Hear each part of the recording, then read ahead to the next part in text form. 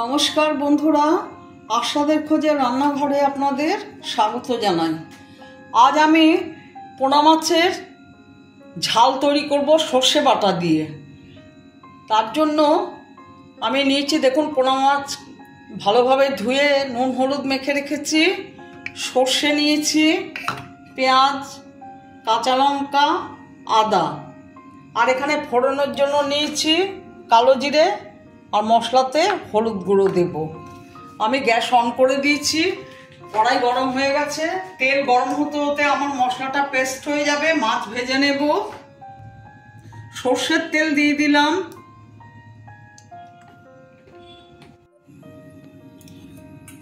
আমার মশলা বাটা হয়ে গেছে। সর্ষে, আদা, পেঁয়াজ, কাঁচা লঙ্কা বেটে নিয়েছি। তেল গরম হয়ে গেছে, মাছ ছেড়ে দেব।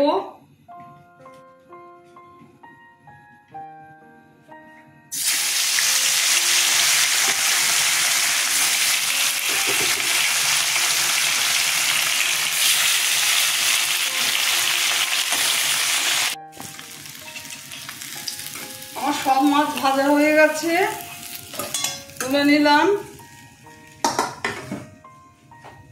কাঁচা লঙ্কা ফোড়নে দিলাম, কালো জিরে দিলাম, মশলা বাটাটা ছেড়ে দিলাম।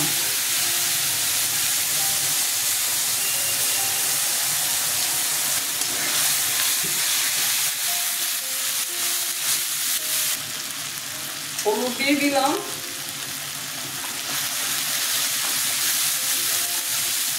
স্বাদ মতো নুন দিয়ে দিলাম। এই ছোট পোনা মাছের সর্ষের তেল ঝাল দারুণ খেতে লাগে। মাছগুলো একেবারে চারা পোনাও না, মিডিয়াম সাইজের মাছ, 700 ওজনের মাছ এগুলো। তাই জন্য সর্ষে বাটা দিয়ে করছি।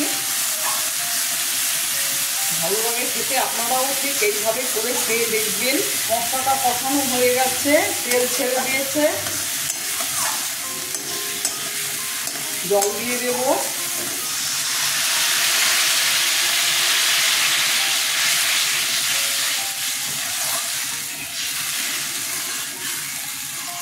এখন আর ঢাকবো না, ঝোলটা ফুটলে পরে মাছটা ছেড়ে দেব।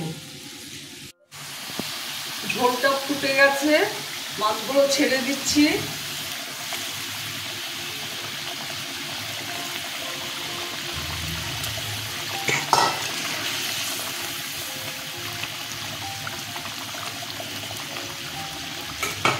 ধনে পাতা দিয়ে দিচ্ছি।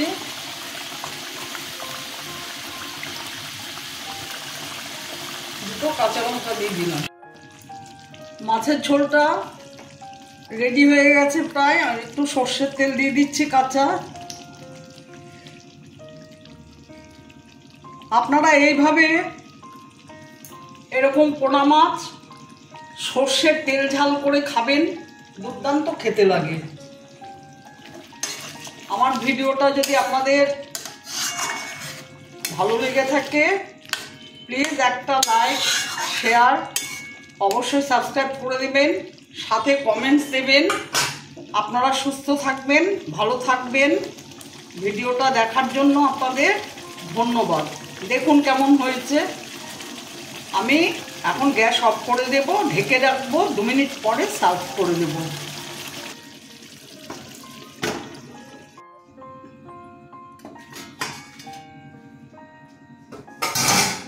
দেখুন দেখতে কেমন হয়েছে। আমি এখন সার্ভ করে দেব।